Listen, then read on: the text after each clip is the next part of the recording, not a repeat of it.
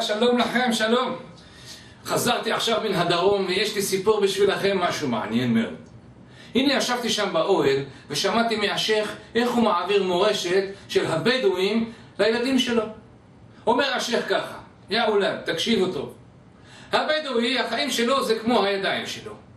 האצבע הזאת אומרת שלום, הכל בסדר או לא בסדר. האצבע הזאת עובדת קשה.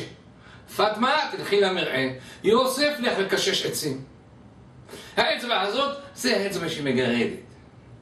האצבע שלידה זאת מנגבת את השאריות של החומוס שלא יישאר שום דבר.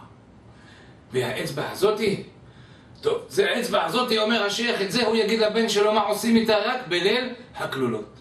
וככה נפגשים חודש אחרי חודש, וכל פעם הוא אומר, האצבע שאומרת שלום, הכל טוב או לא טוב. האצבע שעובדת קשה נוטלת פקודות. האצבע שמגרדת, האצבע שמנגבת, והאצבע הזאת בליל הכלולות. הנה עברו השנים, ויוסף הבן שלו גדל ומתחתן. עושים חפלה גדולה, שוחטים כבשים, חוגגים כל הלילה, והנה הגיע הזמן להיכנס לאוהל. חושב רגע יוסף ואומר, רגע, אבא לא אמר לי, מה עושים עם האצבע הזאת? הרי זה ליל הכלולות שלי. הלך לאבא שלו, אמר לו, בני, טוב שבאת, שב. ישב. אמר לו, בני, תיכנס אתה עכשיו עם אשתך הטריה אל האוהל החדש שלכם, ותעשו מעשה הגבר והאישה.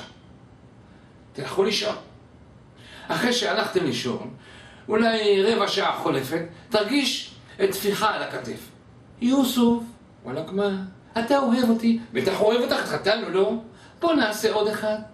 אין לך בעיה, אתה בחור צעיר, טרח, עושים עוד אחד, הולכים לישון. חצי שעה בערך, עוברת חצי שעה, חולפת לה, והנה שוב, טפיחה על הכתף. יוסף, וואלק מה? אתה אוהב אותי? בטח אוהב אותך, התחתנו, לא? בוא נעשה עוד אחד.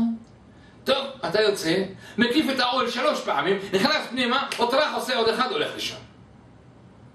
4 בבוקר אתה שוב תרגיש. יוסף, וואלק מה? אתה אוהב אותי, בטח אוהב אותך, התחתנו, לא? בוא נעשה עוד אחד.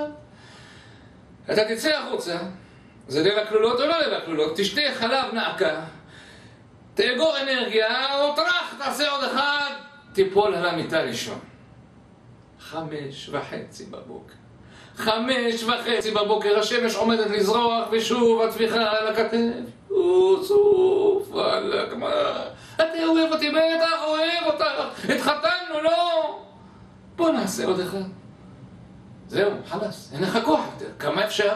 אתה לוקח את האצבע ביד אחת, אתה לוקח את אשתך ביד שנייה, ואתה עושה לה, תלכי לישון יא מג'נונה, תלכי לישון.